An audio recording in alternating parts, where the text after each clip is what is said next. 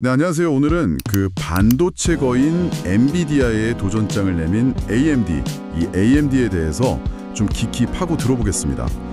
최근 AMD 기세가 정말 무섭죠. 네, 맞아요. 특히 그 데이터 센터랑 AI 시장에서 약진이 아주 두드러집니다.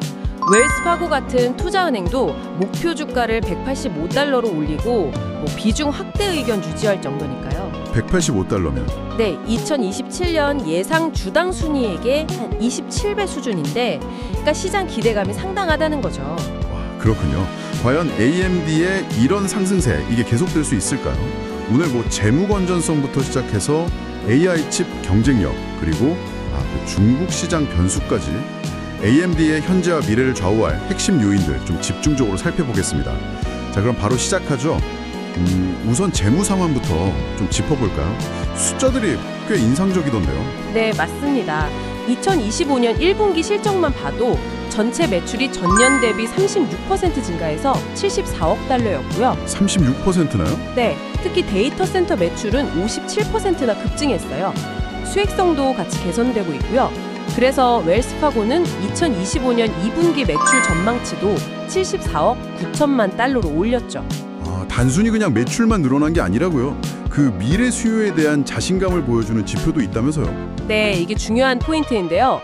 2025년 1분기 말 기준으로 AMD가 앞으로 제품 만들려고 계약한 구매 약정액 있잖아요. 네네.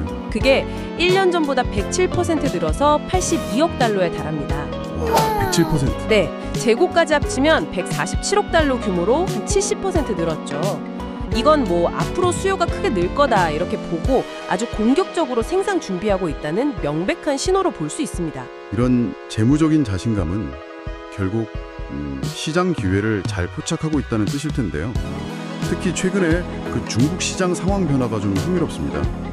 미국 정부의 수출 승인 소식이 있었죠. 네, 맞아요. AMD의 그 MI308 칩 중국 수출이 승인됐습니다. 엔비디아 H20 칩이랑 같이 승인이 나면서 그 지정학적 불확실성이 상당히 해소됐죠. 그래서 그때 주가가 막 6% 넘게 뛰고 그랬군요. 네, 맞아요. 그 소식 하나만으로도요. 이전에는 사실 수출 통제 때문에 한 8억 달러 규모의 재고 비용 발생 가능성까지 언급했었는데 네. 그 부담도 이제 덜게 된 거죠. 그리고 중국 시장 내에서 AMD의 입지가 좀 달라지고 있다는 분석도 나오던데요. 엔비디아랑 비교하면 좀 어떤가요? 실제로 2024년에 AMD 매출에서 중국 비중이 24%까지 늘었습니다. 24%요? 꽤 되네요. 네, 2023년엔 15%였으니까 꽤 증가한 거죠. 반대로 엔비디아 중국 매출 비중은 좀 줄어드는 추세고요. 물론 여전히 많은 중국 고객들은 엔비디아의 성능 그리고 그 쿠다라는 강력한 소프트웨어 생태계를 선호하긴 합니다. 근데 AMD는 좀 달라요. 어떻게 다르다는 거죠? AMD는 일단 개방형 아키텍처, 그러니까 누구나 좀 비교적 자유롭게 활용할 수 있는 기술 구조를 가지고 있고요. 또 개선된 전력 효율, 그리고 무엇보다 아주 공격적인 가격 정책을 내세웁니다. 가성비? 그렇죠. 비용 효율성을 중시하거나 아니면 엔비디아의 그 폐쇄적인 생태계 대신 다른 선택지를 찾는 고객들한테는 AMD가 아주 매력적인 대안이 되는 거죠. 뭐랄까 최고는 아닐지 몰라도 최적의 선택지가 될 수 있다는 겁니다. 결국 이 모든 건 제품 경쟁력으로 귀결될 텐데요. AMD 성장의 핵심 동력이라고 하는 AI 가속기, 그 인스팅트 시리즈는 좀 어떻습니까? 네, 인스팅트 시리즈, 특히 MI300이 AMD 성장의 정말 핵심입니다. 이미 한 35개 이상의 플랫폼에 탑재됐고요. MI325X 같은 후속 칩 출하량도 늘면서 클라우드 기업이나 일반 기업 고객들을 막 끌어들이고 있습니다. 그렇군요. 최근에는 오픈 AI 같은 대표적인 AI 기업들도 AMD 칩을 쓰기 시작했다. 이런 소식도 있고요. 차세대 칩 경쟁도 만만치 않은데요. 엔비디아의 그 블랙홀, 거기에 맞설 AMD의 카드는 뭔가요? 바로 MI350 시리즈죠. 이미 고객들에게 공급되기 시작했어요. 벌써요? 네. 3나노 미세 공정으로 만들어서 무려 18만 5천억 개의 트랜지스터를 직접 했습니다. 와, 18만 5천억 개? 네. 그리고 FP4나 FP6 같은 새로운 데이터 형식을 지원하는데요. 이게 쉽게 말하면 챗 GPT 같은 거대 언어 모델 LLM을 더 적은 전력으로 더 효율적으로 처리하게 해주는 기술입니다. 이건 엔비디아 블랙웰 칩에 대한 아주 강력한 도전이라고 볼 수 있죠. 18만 5천억 개 트랜지스터라니 상상하기 힘든 숫자인데 이게 실제 성능 향상으로 이어진다는 거군요. 근데 여기서 끝이 아니라고요? 그렇죠. 2026년에는 또 MI 400 시리즈를 내놓겠다는 로드맵도 발표했습니다.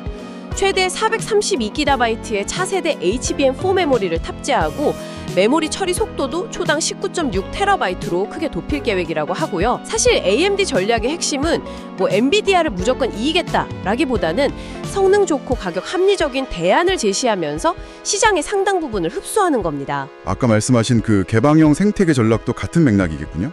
정확합니다. 파트너사들하고 협력해서 특정 요구에 맞는 맞춤형 AI 칩을 개발할 수도 있고요. 실제로 그 MIO 355X 칩 같은 경우는 엔비디아 제품보다 달러당 40% 더 많은 AI 연산 처리량, 그러니까 토큰을 제공한다 이렇게 알려지면서 가성비를 중요하게 생각하는 고객들에게 어필하고 있습니다. 이런 긍정적인 흐름 덕분인지 뭐 비오페이나 HSBC 같은 다른 투자 은행들도 목표 주가를 계속 올리고 있더라고요.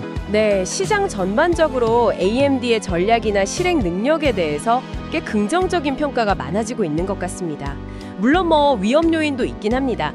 약속한 기술 로드맵을 제때 딱 구현할 수 있을지, 또 엔비디아와의 경쟁이 더 격화되지는 않을지, 그리고 이렇게 높아진 시장 기대치를 계속 만족시킬 수 있을지, 이런 것들이 관건이겠죠. 네, 정리해보면 AMD는 탄탄한 재무 성과를 바탕으로 MI 시리즈를 앞세운 AI 및 데이터 센터 시장 공략, 그리고 중국 시장 리스크 완화라는 이런 호재를 등에 업고 아주 강력한 성장 동력을 보여주고 있다, 이렇게 볼 수 있겠네요. 네, 특히 그 엔비디아를 정면으로 이기려 하기보다는 성능과 가격 효율성을 갖춘 매력적인 2위 대안으로서의 입지를 굳히려는 전략이 좀 효과를 보고 있는 것 같습니다. 개방형 생태계를 통한 협력 가능성도 중요한 차별점이고요. 여기서 한 가지 좀 더 생각해볼 만한 질문을 던져봅니다. AMD처럼 이렇게 강력한 2위 주자가 최고가 아닌 최적의 대안 전략을 성공적으로 펼쳐나갈 때 이게 AI 반도체 시장 전체의 경쟁 구도라든지 뭐 가격 정책 그리고 기술 발전 속도에는 궁극적으로 어떤 영향을 미치게 될까요? 이 질문에 대한 답을 한번 스스로 찾아보는 것도 꽤 흥미로운 과정이 될 것 같습니다. 오늘 분석은 여기까지입니다.